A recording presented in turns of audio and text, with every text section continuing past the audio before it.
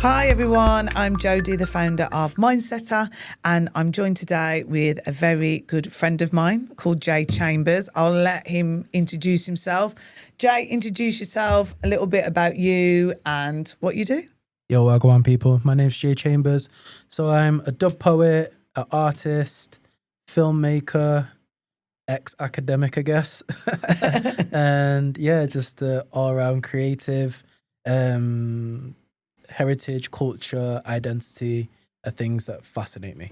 Brilliant. We'll get over to your projects later on. Yeah, man. Because you've got some exciting things and you've got an amazing book coming out and it'll be good to hear some of it. But before then, I want to talk about Black History Month, but also Black History Month is every day for us. You know, as people that actively advocate for the Black community, we do that 365 days a year. And Black History Month in October, it is always criticised, and there's lots of positives and there's lots of negatives around Black History Month.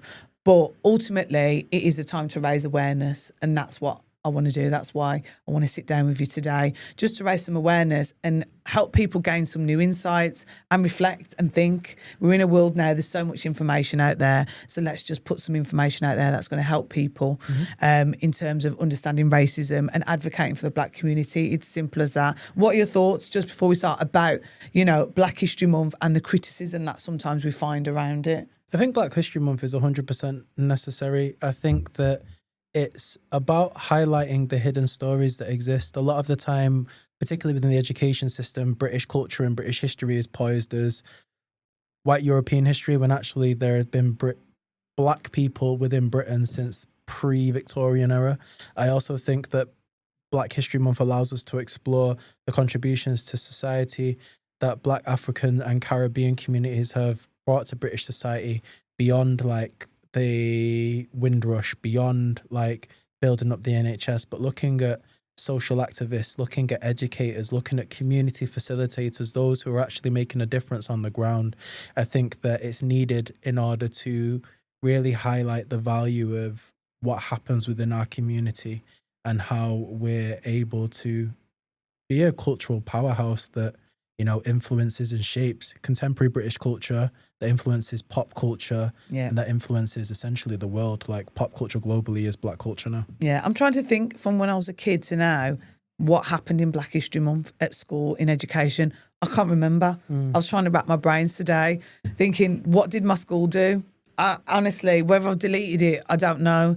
I do not remember. What about growing up with Black History Month? Did your school, or did you do anything particularly in October? Primary school, we didn't. I think high school, we got the same like Martin Luther King, like read the I Have a Dream speech, but not the parts of I Have a Dream where he's talking about rebellion and like essentially civil war within America, but just a bit of like hoping and wishing and played together and essentially, I guess, like compliance.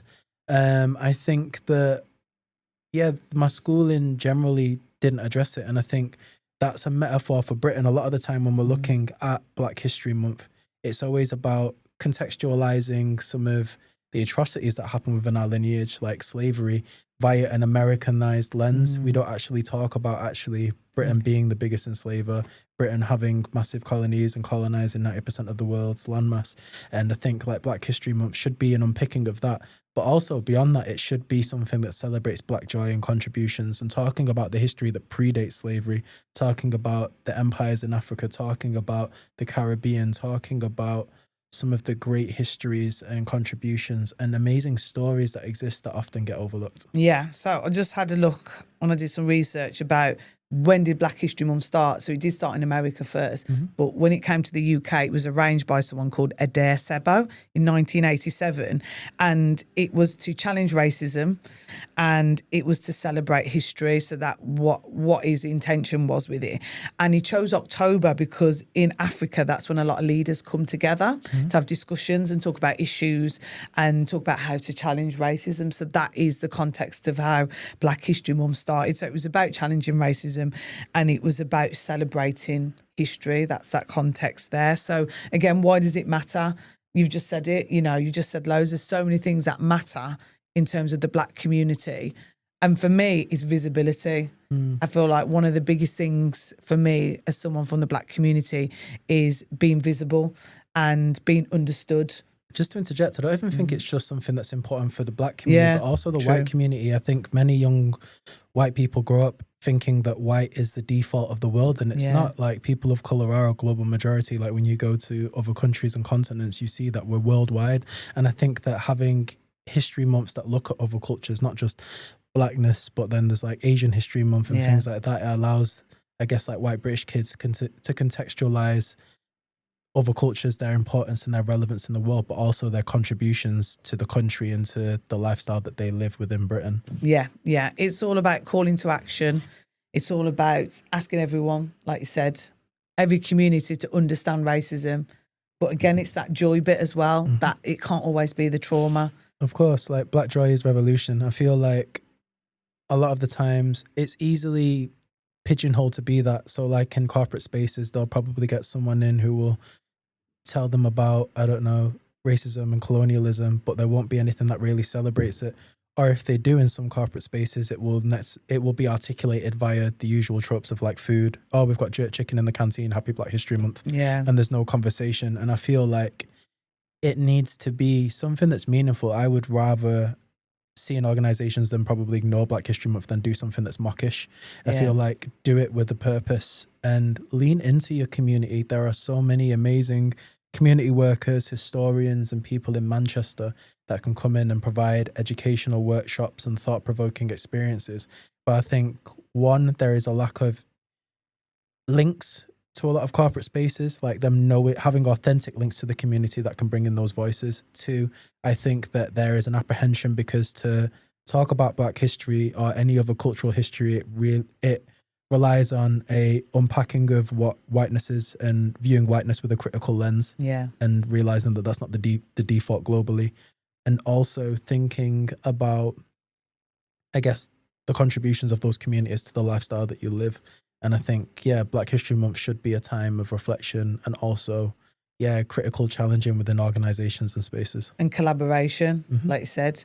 What ties do you have in the community? This is your chance to collaborate. And I think, we hear a lot of talk of if someone's Black at work and it's October, what happens? The manager goes up to someone and says, what we doing for Black History Month then? Yeah, do as a slide. Unpaid and unpaid. And, it's, again, a lot of organisations will scramble around to try and do something and hire a speaker. Yeah. That just doesn't work. Like I said, it's got like for us, we're creatives, aren't we? So we're always going to advocate for a creative experience, an immersive experience, collaboration and community. That's what workplaces should be doing. And then from then on, keep going. Yeah. Because that's the other thing as well, isn't it? 1 month, see you all next year. Well, that's it. I think that Black History Month sometimes in different spaces, whether corporate, academic, I can speak to, it's viewed as a month of atonement. It's like, okay, well, we've done this thing where we've talked about racism, we've talked about colonialism. Now we're good for another 365 days until we have to do it. And it's like, no, unlearning is a lifelong process. There are so many... Black History Month provides an opportunity for deeper levels of connection with some of staff or team members that don't necessarily feel seen within these spaces. And I think whilst it's a good opportunity to invite them in to help curate what goes on, it shouldn't necessarily fall on their shoulders. I also think that in this month, it can be a time of, like celebration. It doesn't have to just be about history. It can be about arts, looking at some of the great Black films that show things without history, but also looking at like contemporary Black British films, looking at historical Black British films like Babylon. Like Babylon literally just had a screening, I think, at the South Bank Centre where they had like Brinsley Ford and Dennis Bovell and all the other people involved with that film talking about how that really highlighted the plight of first generation Black Brits and wrestling with their Jamaican heritage and also surviving, I guess, like the National Front and things like that. And I think bringing films into those into those spaces allow people to contextualize the experience that we have and also get to understand it, but through an open lens because it's via the lens of art rather than, I guess, like lecture. Yeah. So last year I did a film series. So it was that we watched a film and then we reflected on it. So that's a great resource. That's a great idea for a workplace to do that, is to show a film, engage with some music, engage with a piece of art and use creativity as a way to learn and reflect rather than to get in a guest speaker. That would be great, but it's not going to have the deeper impact because, like you said, it's connecting on that deeper level. And that's what creativity has, doesn't it? Has the opportunity to do that. I mean, pretty much every Black creative in Manchester who does any sort of freelancing will know in October, that's when you start getting all the DMs, and you probably end up getting like most of your requests towards the end of October because a lot of companies missed their Black History Month plans, and then they start panicking, and then will ask you to come in and formulate something very last minute.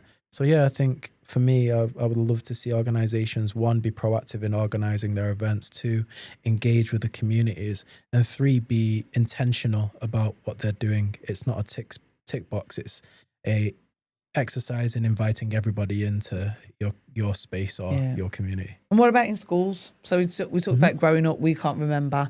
So as a teacher, and we're both teachers, we've been academics, how would you advise teachers to address Black History Month in the classroom? Because I mean, normally from my teaching experience, it's been like PowerPoint slides that have just been shown in the classroom to children. Yeah. That's all I'm aware of. Not been and maybe watch something, but again, what can teachers do to try and kind of find that deeper connection for young people? I think it's be curious and look at humanizing the experience via the lens of your kids. There's a really great primary school in Manchester called Birchfields Primary School. Shout out Birchfields. I was really privileged to work with Birchfields around the time I did the Black History, but around the time I led the George Floyd protest in Manchester, and then I got invited onto Blue Peter and did that whole poem thing. I got invited into Birchfields to write my poem on their Black History Month corridor. And like, this was the first time I've seen a primary school that's literally talking about race to kids that are primary school level. Brilliant. And they're able to explore their heritage. So you've got kids of Pakistani origin exploring that. You've got kids of Bangladeshi heritage who are exploring that, and all contextualizing how they fit into this puzzle that is identity. And I think they're a really good example of good practice. I think for me, to go back to your earlier question, what would I like teachers to do for Black History Month? I think be curious, ask your kids. Kids are so switched on. They'll probably tell you what they want for Black History Month. Yeah, they probably want to see positive examples of their culture. And also invite them to share. Like, one of the most powerful things you could do is invite your kids to share, whether that's, kids bringing in traditional food. Yeah. It could be kids bringing in dress. It could be kids bringing in flags. It could be asking them to do a presentation on where they're from. But invite everybody to do it so that there's a conversation that takes place about heritage. But yeah, I think it's letting the kids lead the way. So much of the mistakes that happen within these months are because, I guess, one of the fragility of the teachers, and I'm not punching down on teachers, but fragility is a thing that we must acknowledge exists. And also, I guess, like a lack of resources because of, again, that lack of inauthentic links with the community. The reason Birchfields are able to do such an amazing job is because their head and also a lot of their teachers are actively tapped into the community and they listen to their community. And that's why they've got an amazing environment for where the kids can be their unique selves and thrive and learn and grow. Yeah, and while we're talking about schools as well, another challenge for teachers, which teachers have spoke to me about, is how do they address racism in the classroom? So a child said a racist comment and the child had seen it on TikTok and the child didn't understand. So again, you've got children coming in now repeating words that they've seen online on TikTok, and the teacher says, I don't know what to do. So my advice and my strategy is to do an intervention, instead of a detention or, making them write lines or miss their break. You have to do a targeted intervention with that student about anti-racism. That would be mine. How do you think teachers should be addressing racist language in the classroom? Radical candor. I think there's a lot of tiptoeing around language, and we have to accept and understand that kids are connected to the world by the devices that parents allow them to have in their pockets. And so, again, not placing any blame here on anybody, but I think that it's inescapable that kids will come across racist language, misogynistic and sexist language, homophobic language. And I think that actually there just needs to be honest conversations. These are some of the words that you will see on the internet. Yeah. This is who this affects. This is why it's problematic. This is why we don't use it, and give them the understanding of who those words hurt, but also why they shouldn't be used. I think shying away from conversations and being apprehensive of calling out this behavior only allows it to further be perpetuated by those egg accounts that hide and say these problematic things in the comments. And then because nobody wants to unpick it because of this weird British politeness thing that we have socially here, it just allows to manifest and grow and become even more and more problematic. If you nip it in the bud in that moment and say, yo, don't say that. This is why we don't say that. And if I hear you say that again, this is the real consequences. But now use this as a moment to learn and reflect and grow.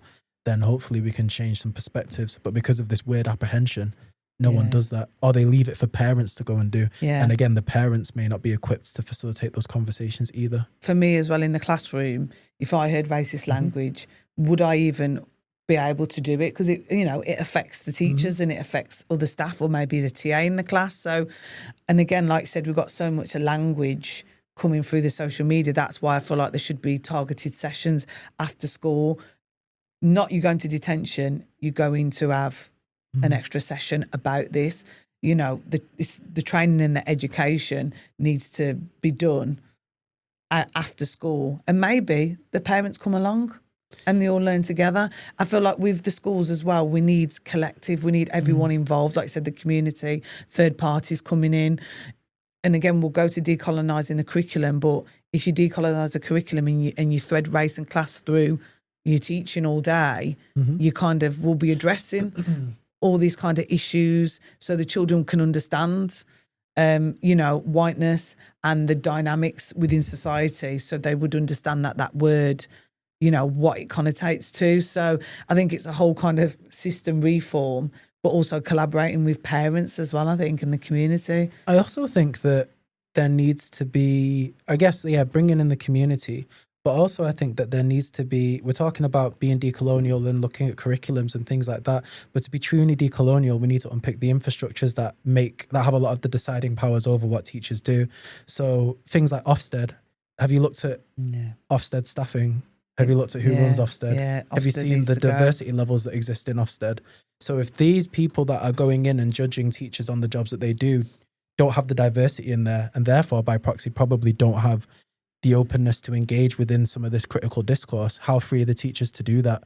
A lot of the teachers will be put through. I know teachers personally who are trying to do a lot of this work and who are being, criticised by Ofsted for doing that because Ofsted don't have the personnel within there and obviously haven't checked their white fragility or their biases to ensure that they're allowing the teachers to do their jobs that they're supposed to do. So I think being decolonial also needs to be looking at the role that these historic institutions play within what kids are exposed to and how teaching and learning takes place within the classroom. Yeah. We'll come back to that because it'd be good to look at what decolonising the curriculum could look like. So what about, and just want to talk about the kind of, one of the things that will come out in October is what about White History Month? I've got to say it because I guaranteed I will see it every year. For me, it's jarring. Like, what do you mean by White History Month? Because white British history would be very different to white American history and very different to white French history. So when we're talking about White History Month, what facet of whiteness do you mean? Because like blackness is not a monolith. By proxy, by what you're saying is whiteness a monolith. Are you saying that globally you all have the same culture and heritage? Because that to me doesn't make sense. But also, if we're living in a country that refuses to have discourse at how it's impacted its former colonies, most people who are of global majority descent, then White History Month seems to be every day of the year. You go around Manchester and it's littered with references to the enslavement of African people. When you're looking at, say, Ancoats, and this tower's called Cotton Tower, because that was where all the mills used to be, where they'd process the cotton that would come in, and we boast about how Manchester was the largest processor of cotton, or we boast how Winston Churchill came from Oldham, but then he caused a lot of the problems that happened within India and millions of Indian people died. Let's have a real critical discourse as to what British identity is, because British identity has colonialism, it has imperialism that exists within there. So if you want to have this discourse about White History Month, let's do it, but then you can't be fragile within this process. If we're going to do it, let's do it properly. But a lot of the time when people say that, it's to take the wind out of the sails of looking at any other identities, heritage and background. And I think that this speaks to where we're at politically within Britain. There seems this massive rallying cry of trying to get everybody to be patriotic, and they're letting these racists in the comments. I saw one of the articles yesterday where they had people posting gifs of Enoch Powell and like memes of people Nazi saluting and things like that, and you can see that these platforms are deliberately allowing these people to stoke the flames of hatred. And it's like, to me, as a Black British person, that is what white history is to me when they're saying that. Because this is all I'm seeing. When I'm trying to get you to listen to my voice, when I'm getting you to try and be open to exploring my culture and lineage, you don't want to. You're just about where's White History Month. And we're seeing these types of conversations facilitate this rise of xenophobia and racism that we're seeing. We're seeing people saying things like stop the boats. We're seeing people going on about immigration, but none of them are bothered about the millionaires that don't pay taxes here. None of them are bothered about the oligarchs who are in the pockets of politicians that are making decisions that are making it more expensive for working class people to live and thrive here. It's about education. But then also I don't like saying it's about education because that takes away someone's responsibility to educate themselves. We weren't born with knowledge. We went through the British school system, but you only get this knowledge of self by being curious and interrogating and critically engaging with things. Questioning. And I think that's what needs to happen. Sorry, I think, and I want to stay on that because ultimately there are people in the UK that see Britain as white. But it's not. And we're Black and British. Well, like, again, when we're talking about British identity, what are we on about? Because Britain was unpopulated. So are you talking about, like, Danish history? Because the Danes were the people who came here. And then was it before or after them we had Romans who came here? So what facet of your history are you talking about? Because you're all migrants according to the history. It's like a nation of migrants. And I think that's so thinking about Black History Month is people understand that Britain is not white. But it's scary because there's this whole thing of like, let's keep Britain British, or like keep America, and there's like people wearing let's make Britain great again, but hats that people were wearing in Altrincham, and it's like, but who was Britain ever great for? You're saying that you don't have enough money to do your shop and taxes are high and the cost of living is hard here, but you're blaming immigrants. You know, as people of colour here, there's times where we're not feeling safe here. So who has Britain ever been great for apart from, I guess, like the upper echelons and the rich classes here? And it's about realising that actually you probably have a lot more in common with the migrants that are coming here or marginalised communities than you think. It's just, again, getting rid of the fragility and humbling yourself to allow to have that discourse. What is the scariest thing that would happen if you went and spoke to somebody who looks a little bit different than you? And the thing is, do people genuinely not know what happened in history? Like, no, because they don't teach it. This is what I'm just like. But again, with the Windrush generation, do people not understand why Britain looks the way it does today in terms of the Black community? You know, that big movement with the Windrush. Do people not understand? So when people say, go back to where you came from, and that's still a line that's used, I still can't believe that people think that everyone just came from nowhere. Do you know, how did it, you know, do people not really understand what happened? I feel that people... Or not, I don't know. I feel that people do, they just don't want to have the discourse, but also the school system's to blame here. In high school, we learnt about the Industrial Revolution, and again, in history classes, it was very emphasised how Manchester was the largest processor of cotton, but we never talked about the fact that the cotton came from the triangular trade. It was only in college we had those conversations. So that's a large part that's missing from schooling. It's also then like when you're talking about enslavement, there's this thing about, oh, well, William Wilberforce led the abolition of slavery. No, he didn't. Haitians, Jamaicans, all of the Caribbean was literally revolting and killing British infantry that were there to obviously oversee the enslavement of Africans. People were rebelling. It wasn't something that was handed. Freedom was something that we took because it's overstood that intelligent people take freedom is not given. And so I think it's having an education system and having content that allows people to properly explore these and have these well-rounded conversations. But because we don't, the history is never passed on. And then when you debate people on this, they'll be like, well, where's your information from?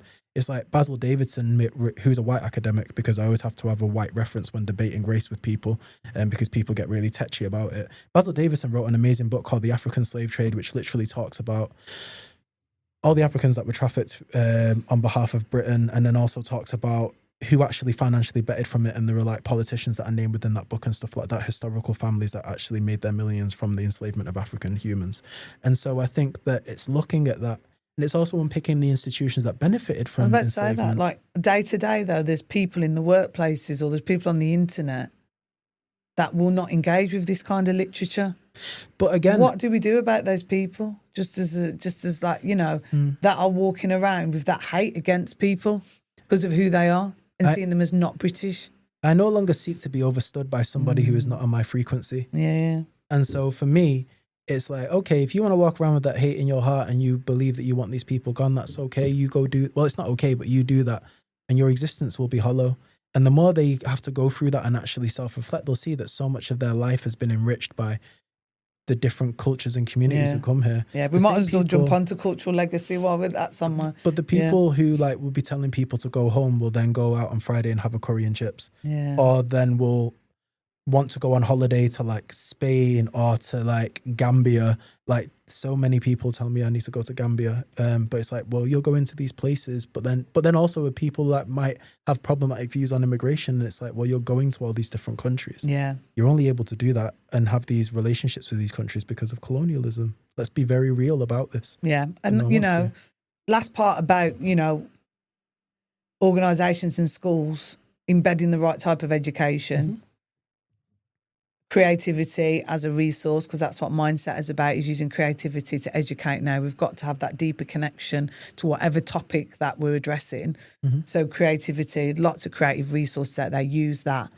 And, you know, update policies, I think, because with social media online, you know, we need policies that now address online hate. I think it's meaningful policies though, because we've both seen that policies are created in institutions and then they're literally not even worth the paper that they're written about and written on. So I feel like it's meaningful policies and also informed people who oversee policies. There are so many idiots that are in positions of power that don't even understand the policies that they are employed to uphold. And so I think it's that as well. How you put that into practice. So cultural legacy. You know, when I think about Black culture in the UK, the impact, the legacy, for me it's music. Again, back to creativity, is the reggae, UK grime, hip hop, garage, jungle, all that music that came over with the Windrush generation, what they brought over has left a legacy in the UK now.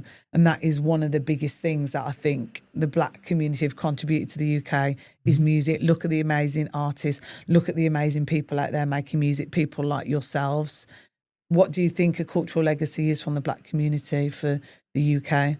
Making something out of nothing. No matter where you go to within history, you can see that our people have always made the best, no matter the circumstances. You know, garage, hip hop came out of like people not having any access to musical instruments because I think it was it Ronald Reagan who was the president in New York at the time? But the Reagan administration or whoever it was removing music tuition from the schooling.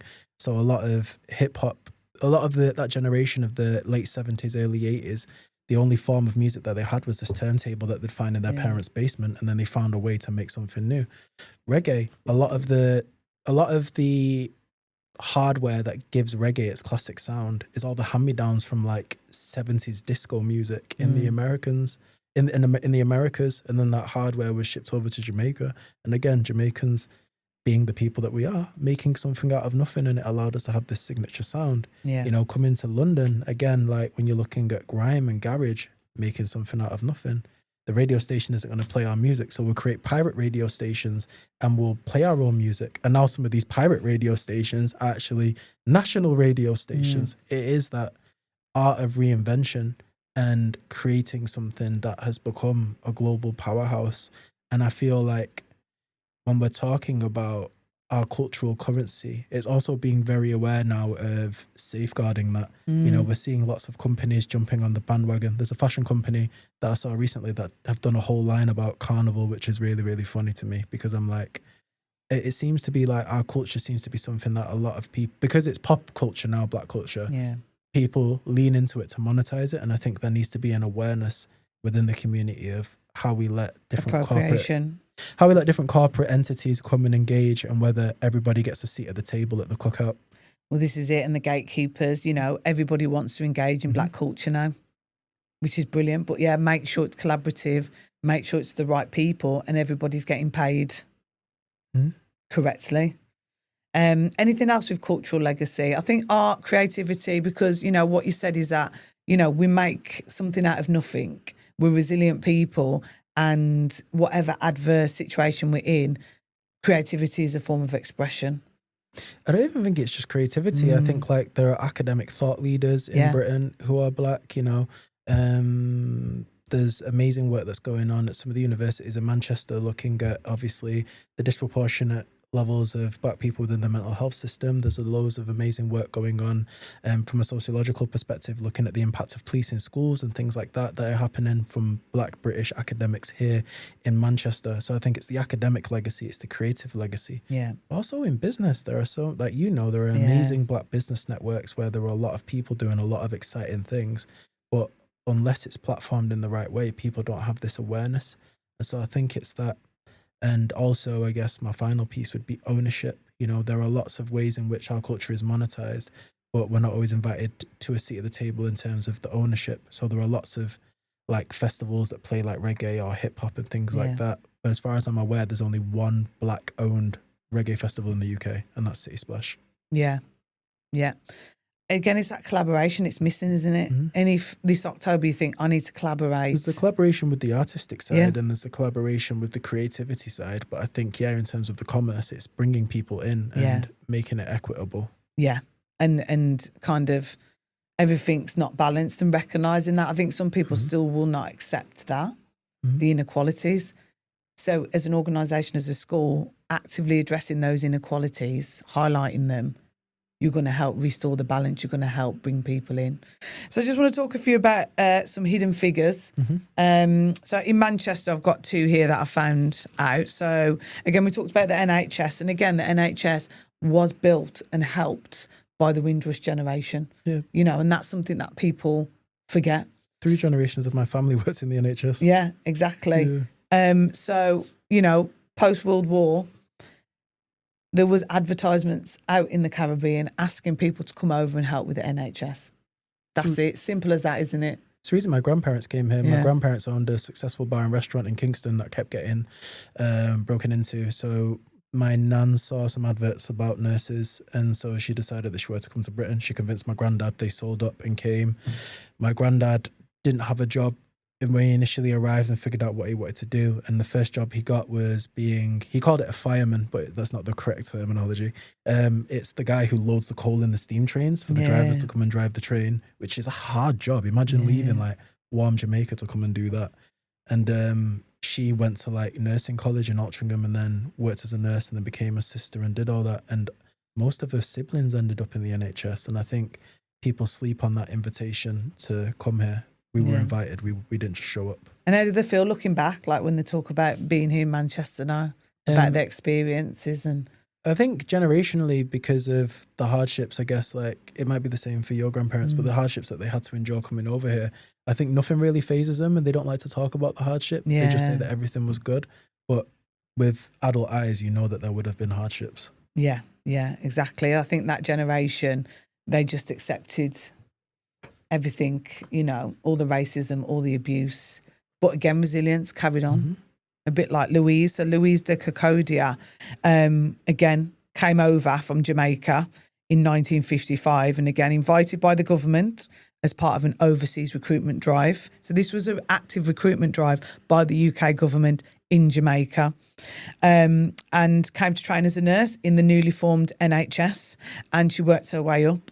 And became a manager, and again had to tackle race inequality, racism, but then carried on. I think a lot of people that face adversity then want to then try and do something to help people, because that's what kind of fuels that activism, is being mistreated themselves, a bit like me, a bit like you. And then in the end, she got a master's degree, honorary master's degree by University of Manchester, and carried on advocating for inequality. And she's unfortunately died in 2008. And her passion lives on with the Louise de Kokodia Educational Trust. So that this is a hidden figure. This is somebody that people might not know about, but contributed so much to the NHS, faced so much racism, and then continued to help people and built a trust. That to me just sums up people from the Black community, people from Jamaica that came over, was their journey. Adversity, but remained resilient, and then went and helped other people. Mm-hmm. That's so nice to hear. Yeah. And I've got another one. So we've got Whit Stennett, who was the first black mayor of Trafford. So again, Whit came over from Jamaica, and he was the first black mayor of Trafford. But before that, started working in a post office. Also supported the union movement, and also founded Moss Side Boxing Club. Oh, mad. So, yeah, interesting person. So 2003 to 2004, and did some great work in Trafford as well. So, you know, Trafford's a really diverse area. I was lucky enough to go to a blue plaque over in Trafford, because there's lots of figures in Trafford. I've worked with Trafford Council. And a contemporary one is Marcus Rashford. Do you want to talk about your poem that you did for Marcus Rashford when there was a mural in Wythenshawe as well? I got invited to write a poem called These Walls for this video that was being made about the mural that was put up of Marcus Rashford in Withington. So I wrote about walls and how you can break them down and how they can be this metaphor for change. But it was really cool seeing how everyone came together. Obviously, it was the racial abuse that he suffered at the Euros that led to that mural being made. The mural was defaced, sadly, but then the community came together again, and it was restored again by the graffiti artist who created it. So yeah, it was a cool thing to be involved with. It was good to see the community of Withington really come together as well, to be like, this isn't us. Like, we don't stand for this. And I think, yeah, more communities should have that similar kind of relationship for sure. Yeah. Is there any other figures or anyone that you'd like to highlight as someone that's like a hidden figure? I think, like, there's so many people like that you can highlight in here. Like, there's Linton Sweeney, who's a community historian. He does these online workshops called, I think it's Truth Inspires. Forgive me, Linton, if I've said the wrong thing in terms of the name. But he does these Zoom workshops where he's talking about Black history and hidden figures, and he does it with his daughter Angeli. And he's always, since like I was, I think like 17, he's always done these things, and he's done like courses in Black history at Manchester University, and he's just this really knowledgeable figure in the community that's really passionate about passing knowledge down. So he's a great hidden figure. We've also got people like Karen Gabay. Karen Gabay is a journalist, a producer for BBC, and she's actually behind the new blue plaques that are going up highlighting particularly Black female musical contributions in the Northwest. So she did one for the singer who passed away from Primal Scream, and she also did one quite recently for another famous singer, and it's just really great. Her thing is about being intergenerational in the stories that we tell. She organised an amazing panel where it was myself, Levi Tafari, and Sylvia Teller talking about the poetry in Caribbean music. So she's someone that's on the list. I also think hidden figures, you've got Sharon, who owns Pull Up in Manchester, which is a Caribbean food spot. But she does amazing work where she gives her space out to young kids within the community to facilitate the sharing of art, but also to talk about mental health. And she also does a lot of stuff with homelessness. So there are lots of great people in Manchester doing amazing work. Yeah, there's so many people on the ground. But even when I go out into Manchester City Centre and I see cleaners or the bus drivers from the Black community, they're hidden figures, they're people getting up, smile on their face, working hard, you know, with this inequality in life, you know, and there's lots of great teachers out there that are really trying to advocate for the Black community. So, you know, in October, it's those people that are doing community work, that are collaborating, are those hidden figures out there, even the people that work in the library, even the people in the shop. Again, I've got my local Caribbean restaurant, JJ's, Marcia. She does great work as well. You know, at Christmas, she put on free food for everyone. Anyone could just come in the community and have some food. So there's lots of organisations, there's lots of people to collaborate, hidden people, unknown, that are doing great work, you know, and those people need a platform and those people need to be seen and highlighted and celebrated. So yeah, we've talked about the Windrush a little bit, but I want to talk about the Windrush scandal because for me, that was heartbreaking. I don't know how you felt about it. And I read a book about it.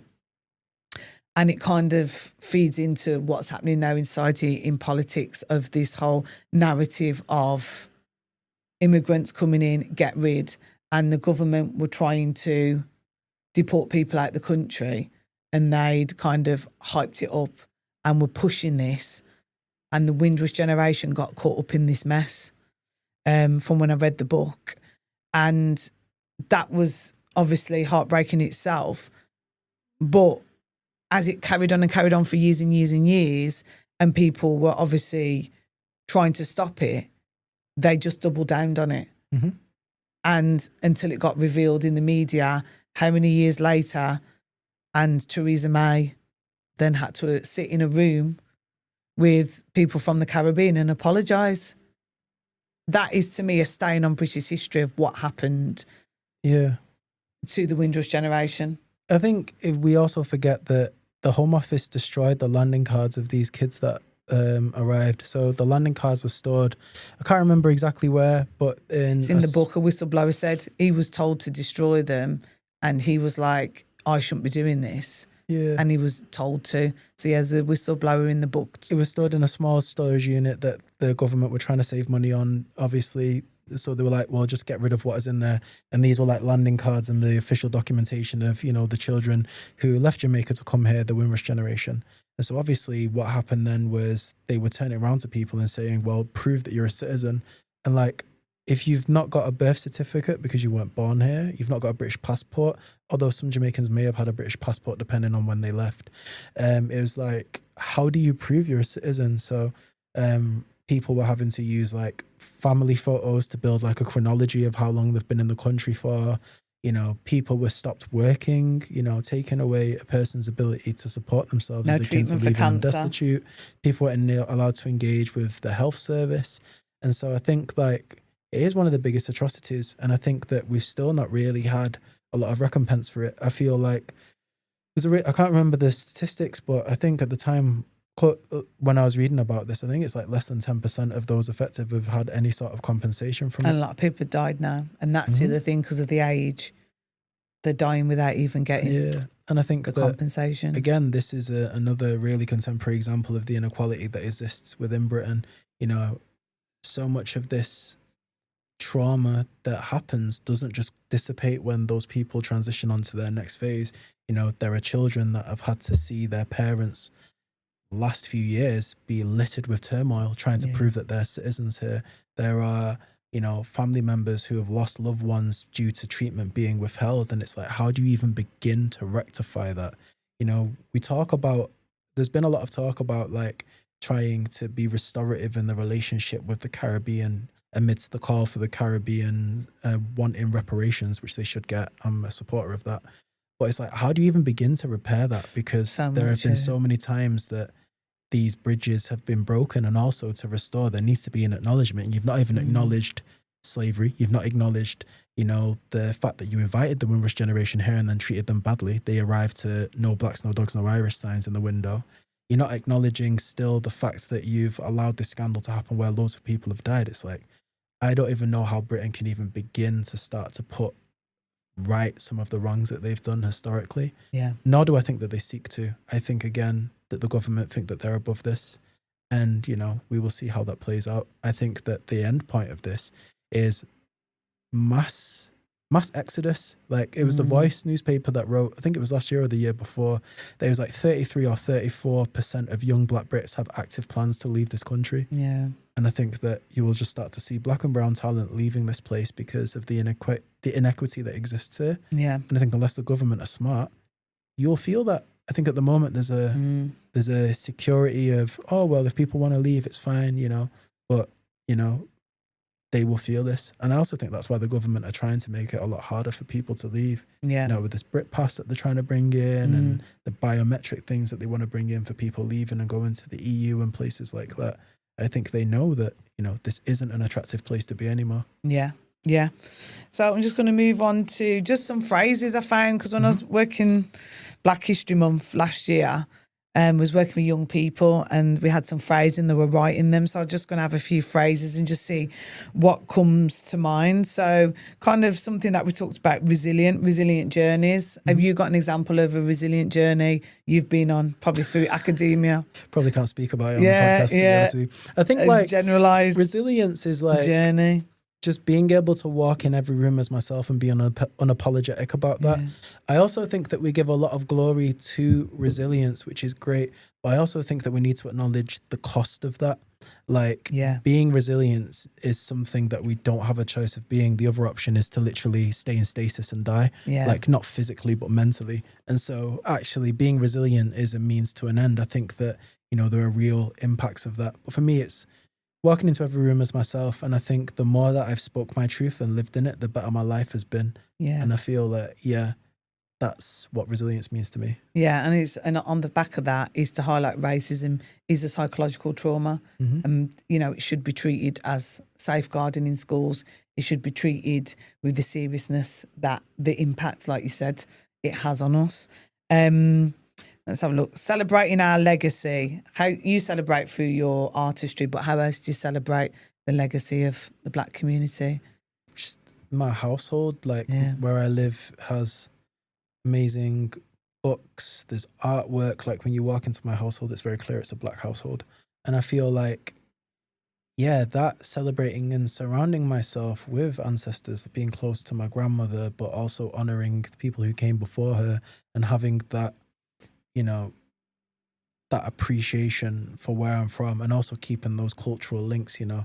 Yeah. A lot of my work is done in Jamaica and with Jamaican talent, and just keeping that link so that that culture lives on through the things that I create, and hopefully inspire other people to do the same. Yeah, I feel like for me, definitely within the creativity, the art, the community, just connecting is carrying on that legacy, carrying on that culture, learning, understanding, research as well.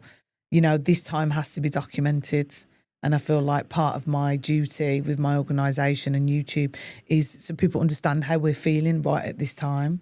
So then we're part of a legacy as well of this generation, for people when they look back on this time, what was happening to us, what was we talking about, how was we feeling. So I feel like always celebrating our legacy is just what we've got to do moving forward in life. Let's have a look. Strength in identity. How do you stay strong in your identity? Knowing who I am, having an appreciation and understanding of my lineage, and knowing that I am from strong people, strong background, and leading with that. I feel like having ultimate faith in who you are and those that came before you allow you to just walk into every space as yourself, unbothered by the challenges that you will face, because you know that you're equipped to deal with whatever is thrown at you. Yeah, I think for me, strength in identity is feeling free to be who you want to be. I think for so long, you know, you're put in a box that you should be a certain way, act a certain way, look a certain way, and, you know, stereotyped as a certain type of person. So for me, strength in identity is being free to be who you want to be and to stand strong in that identity. Because I think for so many years and all the time, Black people are stereotyped as certain people. So being who you are is strength in that identity. Building Britain, again, we've talked about it, but ultimately, you know, one of the main points I want to make is that the Black community helped build Britain. The Black community is the backbone of Britain. Physically built it, and is the backbone. And people really need to understand that, how they navigate through life and, you know, how they interact with the Black culture and Black community. Like you said, understand it is the backbone of Britain. Especially people that are racist out there, they need to they need to think about that. Empower every voice. I like this one because it's about school, isn't it? I think this one, and workplaces. You know, to restore that balance, try and empower every voice. It's not done, is it? No, it's not. I guess, like, in any environment, change is always going to be at the behest of those who are willing to critically challenge the notion of themselves and what they do. And I think that, particularly in organizations, particularly hierarchical organizations, that just doesn't happen, because the further you go, the more power that you have and the more infallible you feel that you are to have to change who you are and what you do. And I think that, yeah, like it's counterintuitive actually. If we're unpicking and unlearning together, any organization can only get better the more we remove these barriers, because we'll be closer to each other and therefore we'll be able to do our best work. But, you know, corporate space doesn't overstand that yet. Or some corporate spaces don't. I sound like a broken record, but all roads lead back to the manager. I say it every time, I say it every other day, is that if you are the manager of an organisation, you have to collaborate with everybody, whatever level they're on, and you have to empower every single, that is the job of a manager. It's not to manage people, it's to empower people. I also think some managers think that they're empowering everybody by empowering who they see themselves in, and don't actually psychologically recognize the people that they don't see themselves in as part of the same team. Yeah. So we need managers to go on the ground, collaborate, be empathetic, empower people.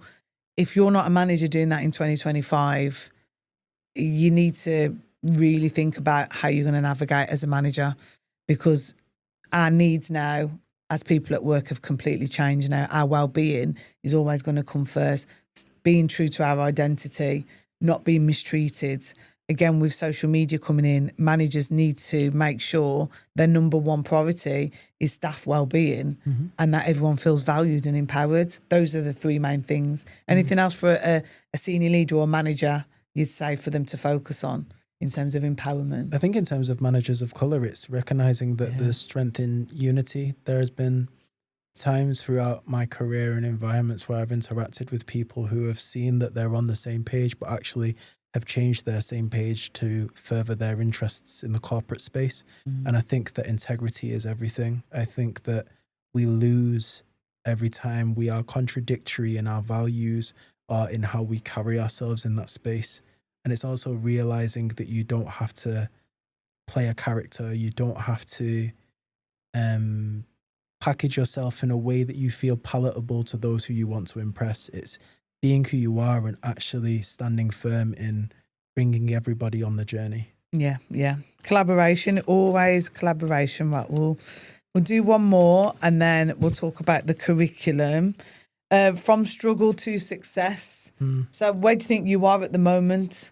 It's living my movie, in innit? terms of struggle and success. Like, you're still on an uphill plan, trajectory. At the moment, Does it still feel like a struggle, I guess? I'm very careful with the words that I use to describe my career. If I say it's a struggle, it will feel like a struggle. So I reject that terminology. I feel that for me, I'm in a blessed position. I've got a great infrastructure around me, great management, got legal representatives that are coming forward in terms of advancing my music and taking it to the places that it needs to be in.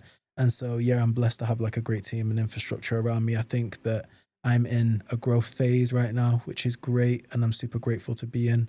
And I just think I'm excited to see where it goes. You know, I've got this whole EP with Natural High. I've got this book that comes out on the 27th, which I think is next week. Like, is it next week? Yeah, next week. Aren't all the days going no, into the one? week after.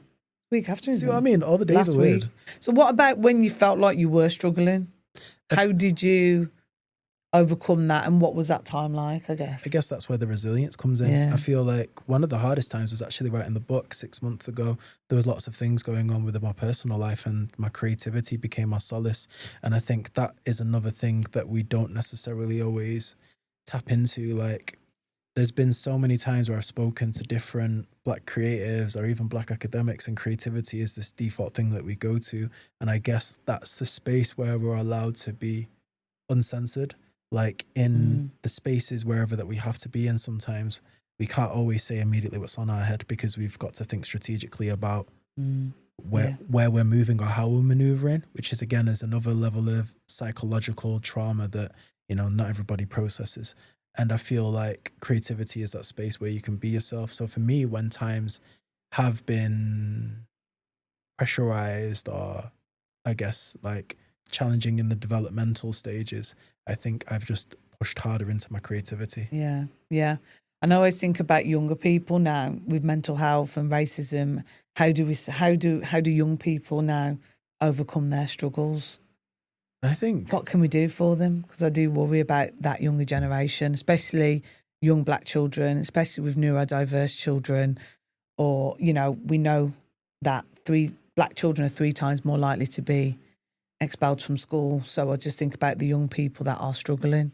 I think one government reform in terms of who is overseeing education. I don't know how aware our education minister is for the government in terms of race equity, but just judging by the decisions that are being made by the current party in power, I'm guessing that they're not very aware. Secondly, we look at the infrastructure. So we're looking at Ofsted, or we're looking at OFS, or whoever is coming in and auditing these places of learning to make sure that they're looking at diversity, equity and inclusion, and making sure that every house of education has the relevant framework to ensure that every student can be themselves inside and outside of the classroom. We need better equipped managers and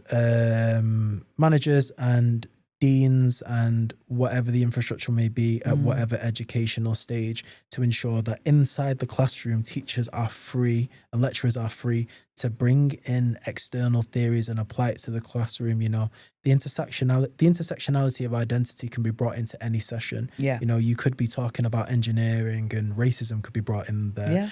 Sexism could be brought in there. You'd need to do this to show that these issues are intertwined into the very fabric of life. And then the final point would be in their peer groups and in their home environments, teaching young people that it's okay to have these conversations and to be curious. Because 9 times out of 10, like in those smaller ages, I believe that some of it comes from curiosity. You know, I want to know why this child hair is different than mine, but I don't know how to ask. I'm going to go ask my dad and he's going to say, don't talk to them because they're bad people or whatever. Actually, the kids should be able to just be like, oh, your hair's different than mine, let's talk about it. And that should be an environment that, you know, is facilitated so that learning can grow. But sadly, it isn't. So reform needs to happen at through all of those structures before we can actually see that meaningful change. And I want to talk about the curriculum. So I wrote down a few things about broader perspectives. So as a teacher, what we're bringing into the classroom, you're bringing in broader perspectives, honest history, which we've covered. Not all of it is, you know, honest, how it's been taught in schools. The main thing for me, again, is looking how do we bring learning to life. More trips, like you said. Take young people around Manchester so they can understand the city, how it was built, and again, all the different perspectives of Manchester. So we've got to bring learning to life now. We need to come off social media, come off the phones. And I think more outdoor, when I say outdoor, not out in nature, it's like more trips out in the city where we are so we can understand it and we can see it for how it is and how it impacts everybody. And I've put, similar to what you just said, race and class needs to be embedded in everything, every topic. We need to address race and we need to address class. Because like I said, then we'll facilitate them conversations, then we'll feed into the curiosity rather than going on TikTok or to their parents. We're facilitating the curiosity of young people in a safe way so they're not going to be curious elsewhere. I also think that teachers should be more, I guess, like contemporary in their approaches.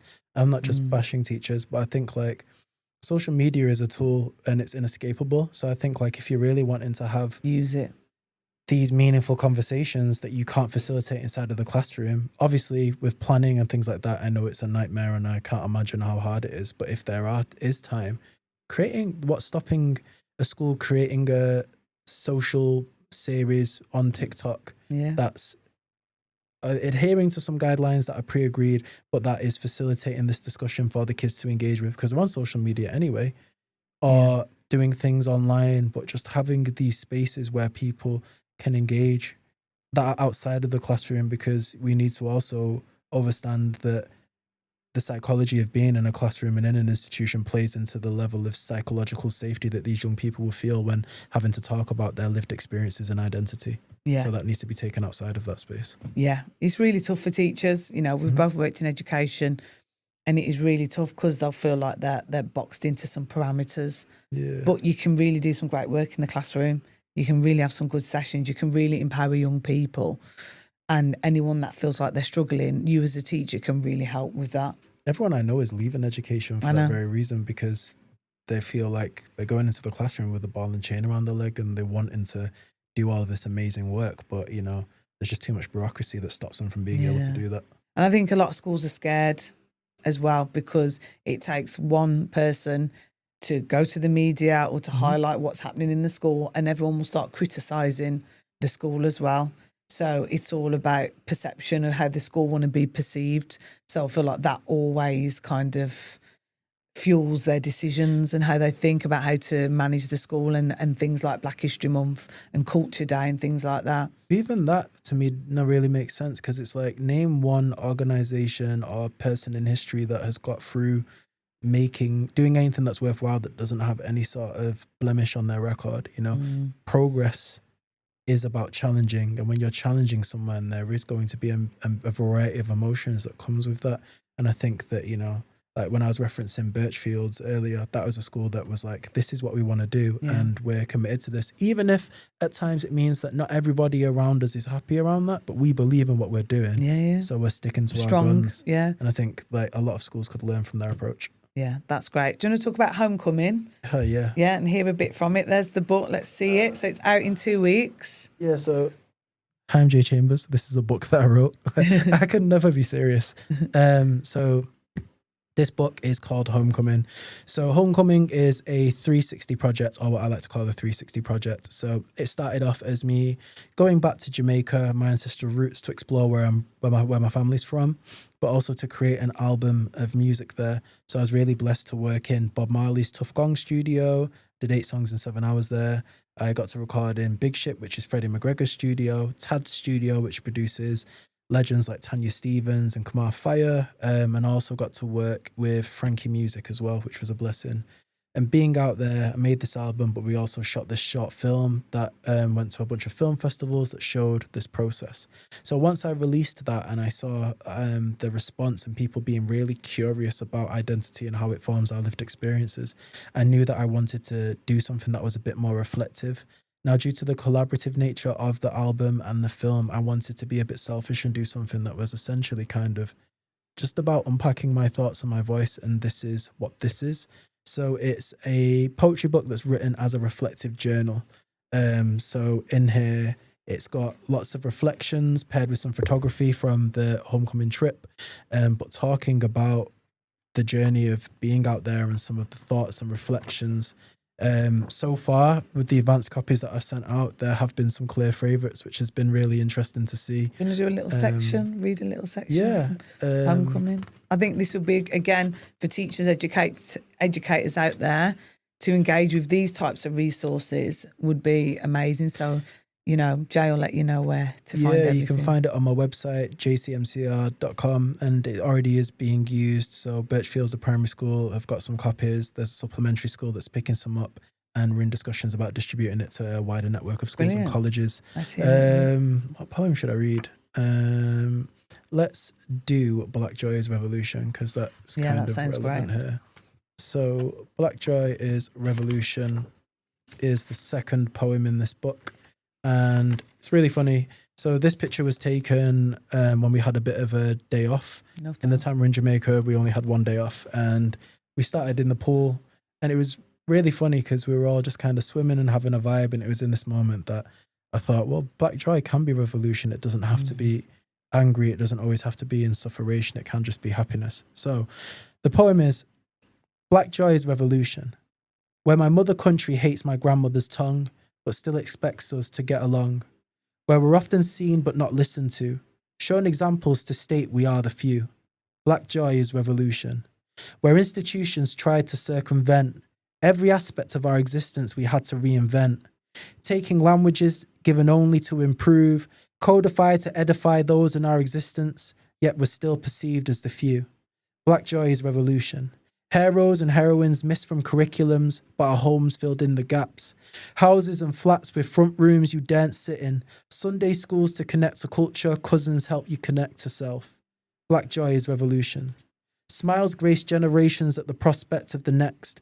Reggae music connects whispers from families oceans apart.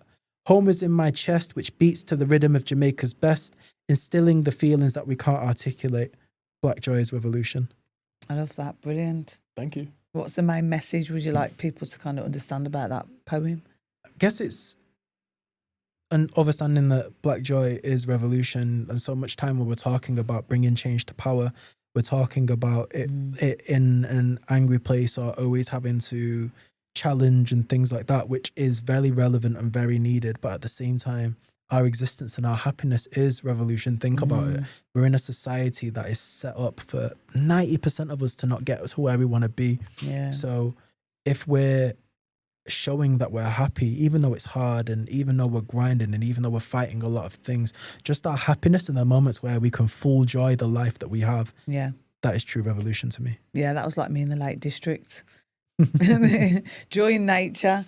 Do you want to talk about Black Academics as well? So we've collaborated on a project called Black Academics, which was really fun. I enjoyed filming it. Yeah. So do you want to talk a little bit about that project as well? So Black Academics is a series and a short film that is in development at the moment, and this came out of me being done with education. I no longer believe in the higher education system in Britain. I don't think it's fit for purpose, and so there seems to be a growing community of Black academics that are leaving higher education institutions with similar veins of thought. And so I wanted to create a film or a series that explored that. So it started with thinking about, well, I didn't want it to just be rooted in the experience of trauma, because that is unhelpful. We know the problem exists, but how are we getting through it? How are we leaving, and how are we leaving this situation better for it? So I started collaborating with a filmmaker called Kat Koal, who's an amazing award-winning film director, filmmaker, and also a graphic artist. And I also have a collaborator called Alabi Sharafin, who is an amazing director of photography. So we chewed the fat, and we said that we wanted to root it within creativity. And we've been meeting up with different academics, asking them to talk about their journey. We've been setting them a challenge to respond to this via their creative lens. And then you're seeing them talk about the challenges, but respond in a strong creative piece that articulates their experience. And it's been really moving to see how much of the experiences are consistent, whether it's talking about the burnout, the fatigue, the managers that don't listen, the second guessing of your right to be there, but then also seeing how that weighs heavy on the contributors, but then also seeing them come to life as soon as the creativity is brought into it. It's been an amazing process. Yeah, I enjoyed it. You came to my house and no spoiler alerts, but I expressed myself creatively. And even after, I felt so fulfilled and happy, and I felt full after the experience. So, I hope that lots of people get to see it, but only if 10 people see it. For me, that was a great experience to even just participate and actually do it. The execution, for us as creatives, we just like to execute creativity, don't we? That makes us happy. Whether 1 million people see it or 10,000, 1, 2, I enjoyed the experience. I think that's what was interesting as well. When we're working with contributors, because as you know, you only get 15 minutes, and that doesn't sound like a lot. But then when we've been showing some people within our networks just to get some initial feedback, they've all been amazed. For non-creative people, it's amazing that, you can pull out what you did in 15 minutes, or other contributors could pull out what they did in 15 minutes. And it's because I told that's the friends, element of a gift. And they was like, what, you did that? And non-creatives, that's incredible. But to us, it's just an extension of who we are, aren't we? We forget as creatives that not everybody has those skills to do it. So I'm excited to see all the other academics in that piece. Yeah, I've still not even sent you your episode to see. Have you got it? Yeah, I've got it. I'll show you after this. Yes, I'm excited. But yeah, it's going to be coming out hopefully either the end of this year or early next year, but we're deep in the midst of creation now, and it's going well. Amazing. Brilliant, Jay. So just last thoughts again, main takeaways about Black History Month. I think for me, for white people, Black History Month should be a time of reflection. It should be a time of challenging perspectives, but it should also be a time of outreach, connecting to some of your colleagues, friends, peers. Black people, time of celebrating your heritage, time of taking time for yourself, doing some self-care. We know in corporate spaces and in a lot of spaces, a lot of this work falls to our shoulders. So be comfortable and firm in your answer of saying that you don't want to do the work if you're not in a space where you want to. But also, if you want to, you can help be the bridge of facilitating some meaningful change and conversation. So yeah, that would be my final takeaways. And Homecoming book is out on the 27th of August, and the EP with Natural High is on the way. Brilliant. Yeah, for me, I think everybody collaborate, come together, community, organisations, you again do it ethically and make a plan for the whole year. Don't just do October and forget about it. And and then white people engage with the right resources. You know, timeline, books, podcasts. But again, keep that going. Everything, let's just do it, but then continue it on. And then schools, just see what you can do within the parameters that you've got and collaborate. Teachers, best practice, come together. And again, engage with resources like Homecoming, lots of different local Black creatives to wherever you are can help support the learning in the classroom. You know, lean into creativity. That's kind of my main point for Black History Month. So we get that deeper connection. But thanks, Jay. Thanks for having me. You can follow Jay on social media. What's your socials? At JAYCMCR. That's on all socials, TikTok, Instagram, Facebook, all of them things there. Yep. And then, keep locked in, and I'll try and bring lots more interesting conversations, educational tips and strategies from Mindsetter. Thank you.